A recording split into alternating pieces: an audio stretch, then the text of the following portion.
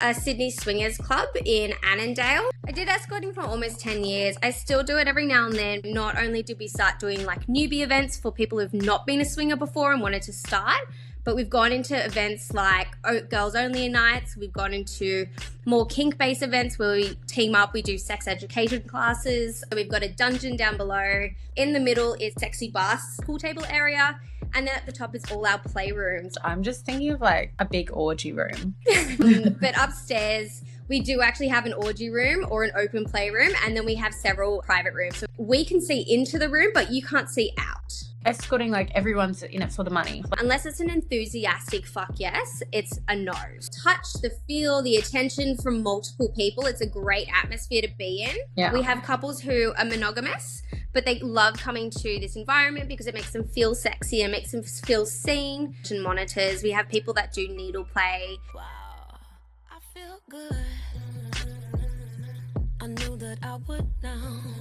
Welcome back to another episode of the Spicy Waitress Diaries. I'm your host, Tia, and this is Opal, and we're sitting down with Jess today. Hey. Hi, Jess. So tell us a bit about yourself, give our viewers a bit of an insight to what you do. I want to deep dive into the swingers venue that you work at. So I opened the club with my business partner just over 12 years ago now. So we originally had a venue in Darlinghurst, which could probably hold up to 90 people. Our venue now takes up to 160. So we really did expand on that, which is amazing.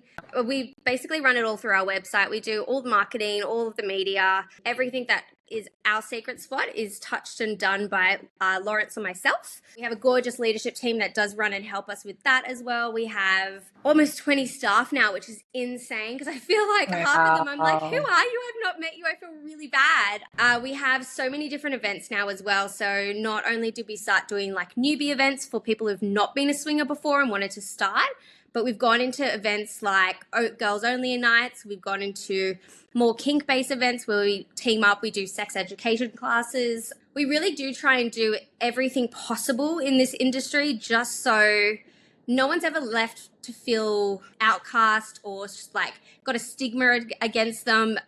We can't always deliver on every single event because not every single event's for everyone, but we do generally sell out at least twice a week, which is quite lovely, but it does keep me exceptionally busy. You're having events twice a week? So we have up to 4 events a week. So we run at least 2 of them a week are our events, and then we sometimes hire the club out to external events.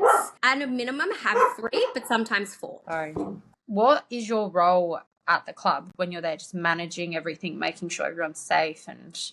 So thankfully, I've kind of given and relieved that role, so I don't need to manage or be the on-site person anymore. So I'm still a co-director with my business partner. However, I look more after the sales and marketing managing side just because I know the direction that I want us to be heading and some of the operational things. So staff training, how things go when it comes to event-wise, so how the event is produced. More of the grunty work is left to my beautiful staff. So you get to see their faces a lot more than mine, which I think is a much more appropriate thing. I do everything in the background. So 95% of the time you'll find me on a laptop or on a phone, trying to get everything sorted. It always kind of goes that way. You end up just like, get me out. I just need to do my thing. Let me sit on my laptop and do what I want to do. Yeah. And can you walk us through like your kind of most popular event night? How does that look? Yeah, so a lot of the event nights start off with our customers purchasing tickets online. So 95% of the tickets, 90 to 95% of tickets are pre-purchased. We rarely allow walk-ins because we generally sell out before the event starts. Most popular events are normally newbie nights because we do have a newbie talk where people like to feel included in something and get to know, like learn knowledge together and not feel on the cusp of something and not really understand it. So newbie nights are really popular. Anything with a basic theme like little black dress or masquerade, things that we can provide. They're really popular. So what happens on the night is people generally come to the door with their ticket. We call them cheeky concierges. So you'll see one of the girls or the guys and check yourself in. We have a no phone policy as well. So once you enter the venue, all phones are taken off you. So this really helps patrons enjoy their night and not be stuck to their mobile phones and disconnected with the energy and the vibe of the venue. So after that, you swing by to the bar where you drop off your drinks. And if you've not been to this particular venue before, we do give you a guided tour and give you a rundown on the rules. Now, the venue itself is 3 levels. So we've got a dungeon down below. In the middle is kind of like our dance floor, sexy bus, pool table area. And then at the top is all our playrooms. I'm actually sitting in one of the playrooms currently, and it's called the library. So we do try and make them like colorful, themed wise. We are about to do a renovation soon just to revamp it because we have been here for almost 6 years. So we are going to spice things up soon. Okay. And when I think of like a swingers lounge, I'm just thinking of like a big orgy room. Like, is it every level you can sleep with each other, or is it just the playrooms up the top? So the dungeon, yes. We try and The avoid dungeon. the dungeon definitely. So we allow people to interact there. But on our middle level where we've got the bar, the pool table and the dance floor, we try to avoid it at all costs just because it is an entry level. And so if you just come off the street and the first thing you see is dick and vagina, it's like the most confronting thing. You're like, good God. But upstairs, we do actually have an orgy room or an open playroom, and then we have several private rooms. So we have we have 3 private playrooms, and then we've got the library. Then we have the voyeur room, which has like a sex swing in it. So we can see into the room, but you can't see out. So it's kind of like that voyeuristic element where if you want to be a bit naughty, but you're not keen on people like really in your vibe, you can do that room. Oh, that's cool. That would have taken a lot to like think. What is the interaction when patrons come through?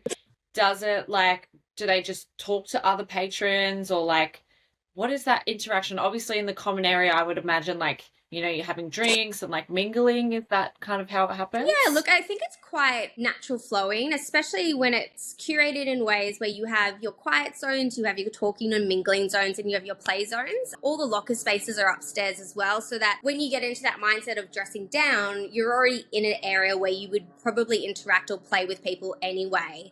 It seems really daunting, especially if you've not been to one before, to have that first interaction conversation. We do have staff around or hosts to help you have a conversation or get some conversation starters if you need. But you do find we have a lot of regulars who do attend our events who are very confident and comfortable to just walk up to those newbies and start those conversations off. So a lot of that work is taken away from us because we don't need to be the element that they're requiring. And also a lot of people are already thought of things that they want to say or what they're seeking when they come to the club. So I think they just kind of bite the bullet and do a quick like shot or liquid courage and get themselves into it. And are they wearing clothes? Look, a lot of people are up until about 10-ish.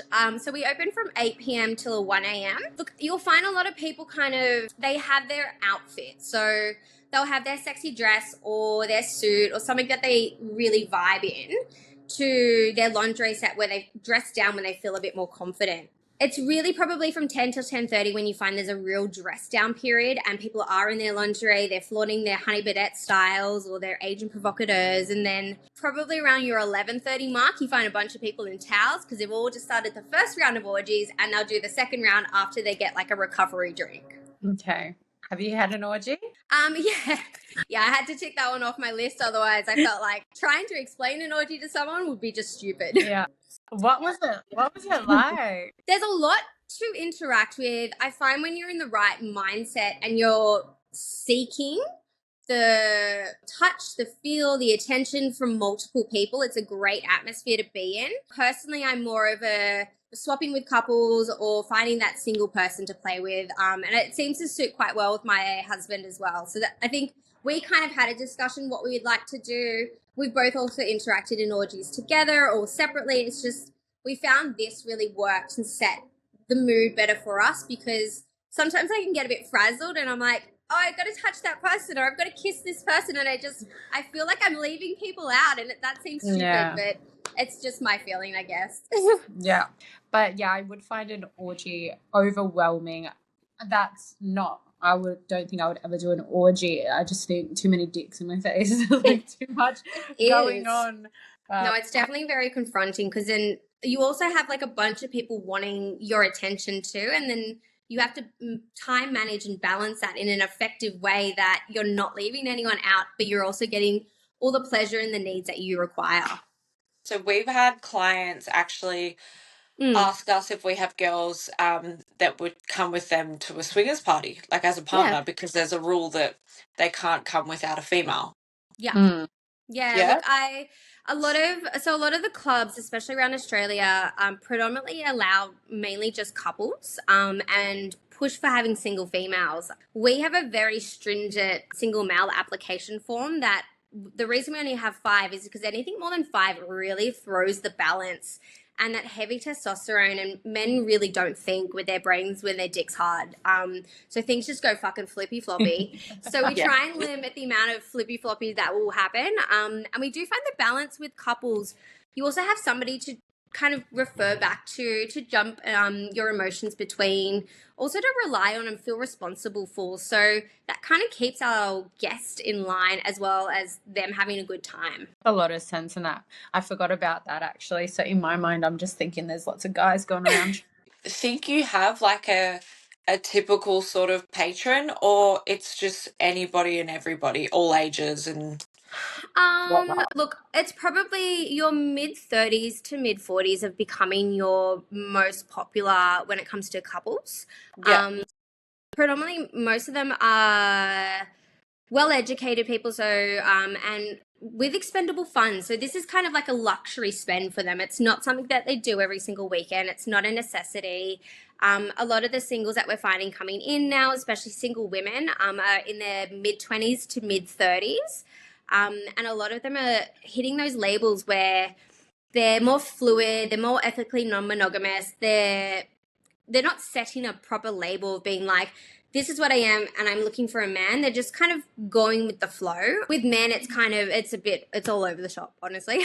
I can't pinpoint in one guy. Like, we actually have a range from like early 20s to like late 50s. And a lot of them either have that, they've been to multiple swingers clubs before, or they've been to sex parties, and they all have like a good understanding on their consent rules and boundaries. Okay. What's your ticket pricing? That is a great question. We just recently changed it. So our couples ticket's $169. We wanted to get in that 69 just to make it funny. Females are 89 and men are 105 from memory. Yeah.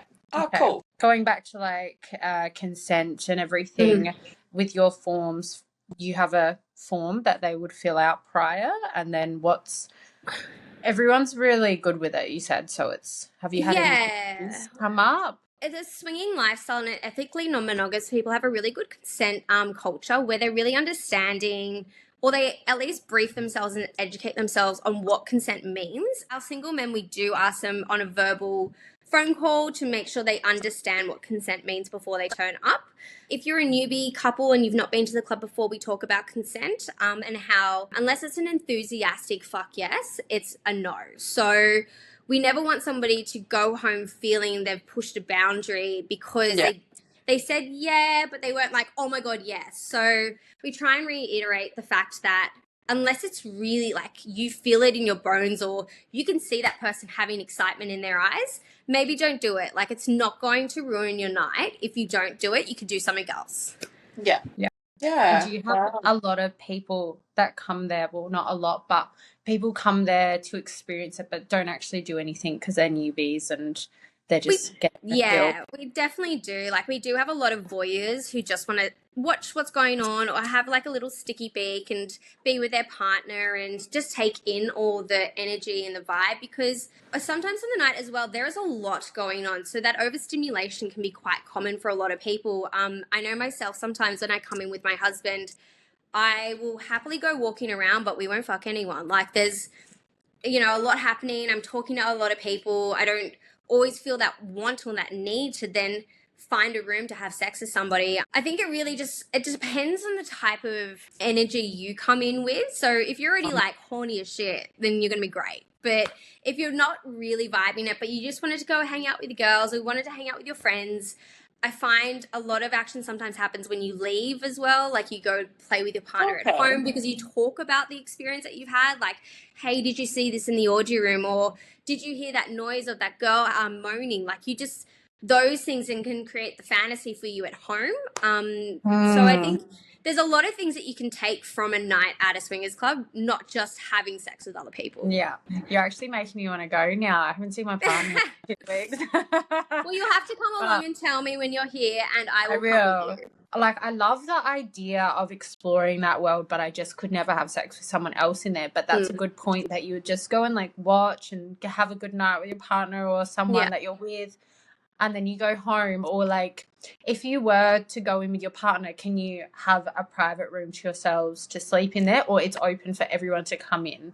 Yeah, so with the 3 private rooms that we've got, you can close the door and nobody can enter. So you can have that downtime with each other. You can have that sexy moment that you want. A lot of the time it's 2 couples are normally going to there, but I have seen couples just want to get that like the sexy energy out, but just between themselves. Yeah. We have couples who are monogamous, but they love coming to this environment because it makes them feel sexy and makes them feel seen. But they won't swap with anyone. They're just here to enjoy the music or have a drink with their friends and get down into sexy lingerie and then leave. That's really interesting. This is so cool. I love it. What made you get into all of this and start? And Yeah, what made you want to start this business? So it wasn't actually my idea when we first initially started. So I was 20 when we opened. So 20? if a 20-year-old done. told you to open a swingers club, you'd be like, what the hell? My partner, who is my business partner at the now, but my partner at the time had told me about this opening in the industry and was like, I've been to a swingers club before. I really like the atmosphere of a swingers club, but the one that we have in Sydney doesn't tick the boxes and I'm not confident or comfortable enough to take you there. He's like, I want a space that's female empowered. It makes females feel like sexy, feel safe, and it's clean. And I was that very energetic 20-year-old that thought, fuck it, let's just do it. Let's open a swingers club. So we pretty much 6 months into our relationship opened a swingers club together. Amazing. Wow. Yeah. Well done. Yeah, that is amazing. And with like, say someone was interested, what's some kind of things that you guys have in place? Like, I mean, like condoms, protection, STD checks, things like that. What do you have in place that would kind of ease some people's minds that are wanting to kind of come to a swingers club for the first time? So every single one of our rooms comes with, we call it a condom box. So we have 3 different sizes of condoms, all in these kind of like little slots that you can just pull them out as you go. We also do individual lube packets, and we also do dams for females who want to interact but not have anything touching. We have obviously regular cleans throughout the venue during the night from our staff, but we also have a regular cleaner that comes through. Everything up to like latex-free condoms. We don't do anything like ribbed or anything flavored. We keep all of that to yourselves. We have the dungeon supplied with any toys that you want to interact with, but everything external. So anything like a whip or a paddle or something like handcuffs, things that we can clean and make sure that it's all safe for you guys to use. We provide all of that, and you're more than welcome to use it while you're here on the venue. When it comes to STI checks, I know some private parties do that. We as a venue are way too big to facilitate that, or at least be on top of that for every single person. We do advocate for it quite well. We also have a partnership with Stigma Health. We work really tightly with them. I actually got our amazing Lawrence, who's my business partner, to do a Stigma Health testing just to show how easy it was, and we put it all through our socials. So we've got a really good partnership with them. So we have avenues to send people, and also we try and educate people on the concept of just being safe and understanding that asking somebody like, have you had an STI check lately, isn't like a downer. It's just something to emphasize that you care about your people and your community. Do you guys have age limits? Obviously 18 up, but like age limit towards like the, older scale? Not really, but I think if you're hitting into like your late 60s or 70s and you still can crack a hard on and you want to get horny, like go for gold. Our biggest thing is dressing to impress. So ensuring that you're dressing to the quality and the standard that we require. So collared shirts for men, Dressing up for women, just it doesn't look like you've just come from the gym or you've had like a lazy Sunday at the beach and you want to come and have like a sex session.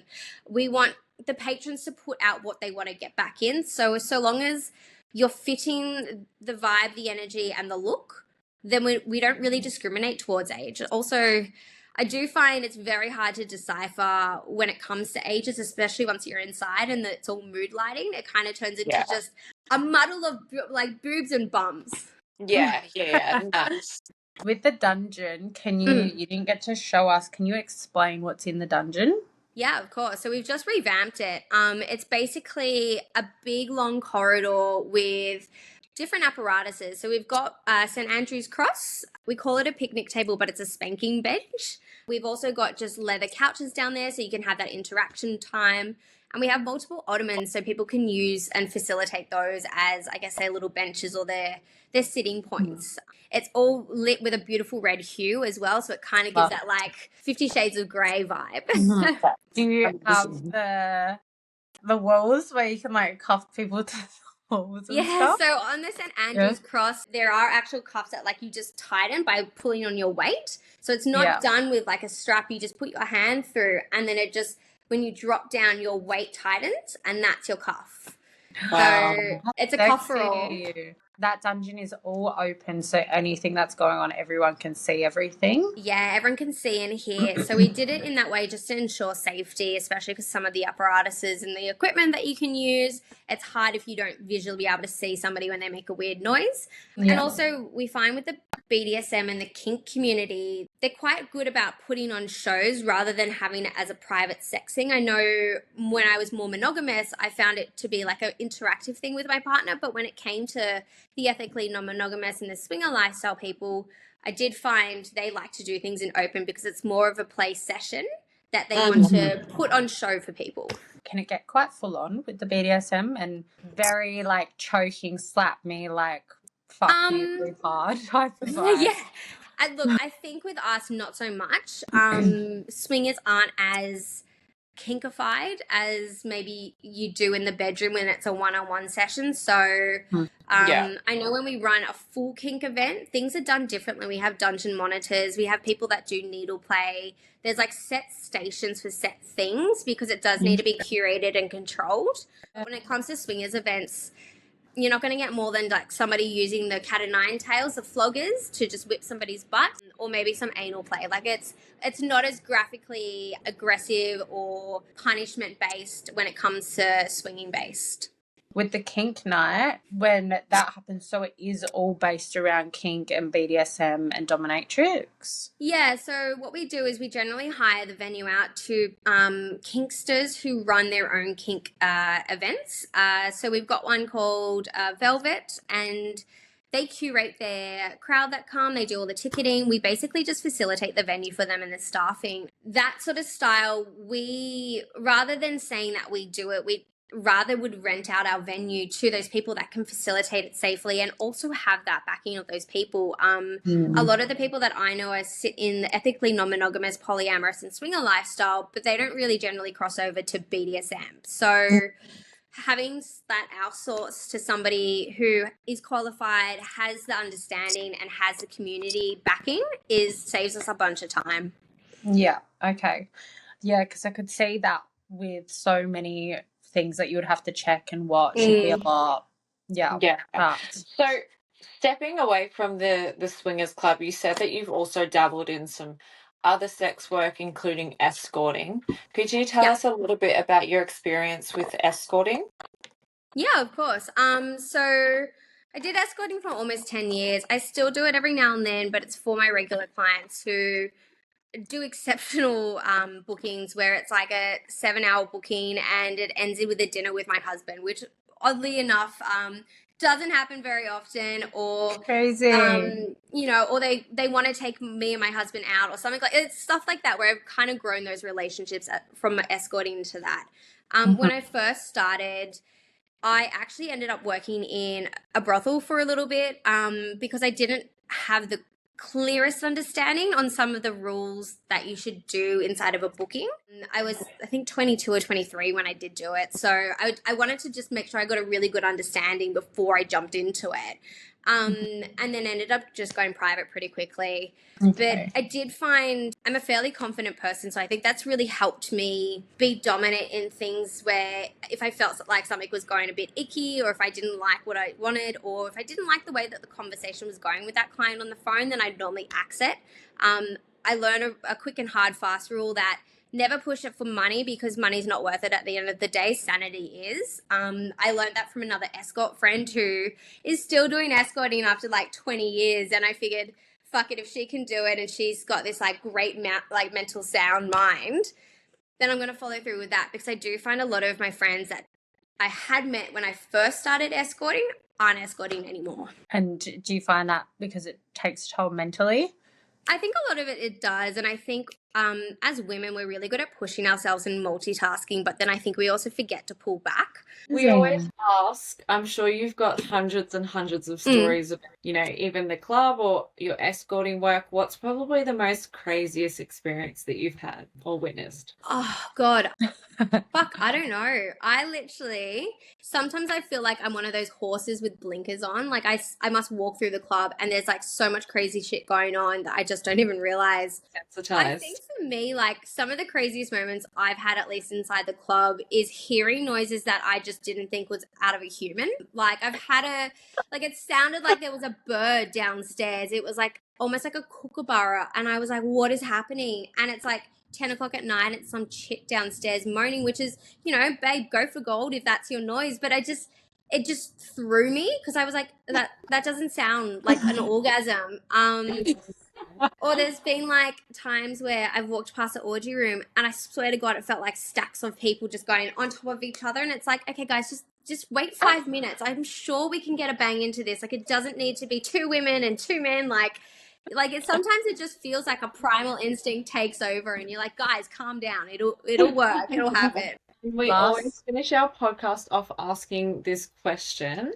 Yeah. What's one thing, it doesn't have to be sexual, it doesn't have to be anything in particular, what's one thing that nobody knows about you? I'm naturally blonde with curly hair. So think Barbie with like big curls. And I rarely wear my hair out. So my beautiful son is now a blonde, blue-eyed baby, because my husband's blue.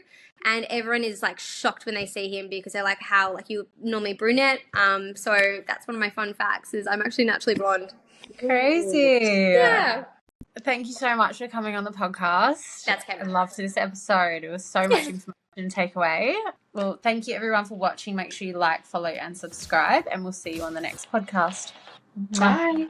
Bye. Bye, guys.